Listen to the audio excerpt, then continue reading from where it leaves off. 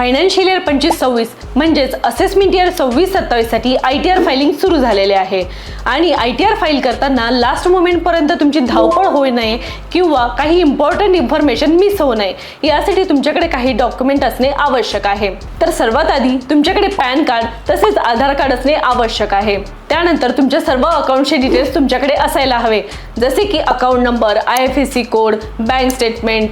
जर तुम्ही salaried person असाल किंवा पेन्शनर असाल तर फॉर्म 16 तुमच्याकडे असायला हवा। जर तुम्ही हाऊस प्रॉपर्टी मधून काही रेंट कमवत असाल तर त्याचे डिटेल्स सोबत ठेवा। जर तुम्ही काही होम लोन घेतलेले असेल तर इंटरेस्ट सर्टिफिकेट सोबत ठेवा। याशिवाय काही तुम्ही डिव्हिडंड इन्कम, फ्रीलान्सिंग इन्कम कमवत असाल तर त्याचे डिटेल्स सोबत ठेवा। जर तुम्ही काही shares, debentures, mutual fund, plot, flat जर सेल केलेला असेल तर त्याचे डिटेल्स सोबत ठेवा, जसे की purchase price, sale price, purchase date, sale date, transfer expenses, जेणेकरून कॅपिटल गेनचे टॅक्स कॅल्क्युलेशन योग्य होऊ शकते। तसेच डीमॅट अकाउंटचे स्टेटमेंट देखील सोबत ठेवा। जर बँकेकडून किंवा पोस्ट ऑफिसकडून तुमचे काही टॅक्स डिडक्शन होत असेल तर TDS सर्टिफिकेट सोबत ठेवा। जर तुम्ही ओल्ड रिजिम मध्ये ITR फाईल करत असाल तर LIC, PPF, EPF यासारखे डिटेल्स तुम्ही सोबत ठेवा।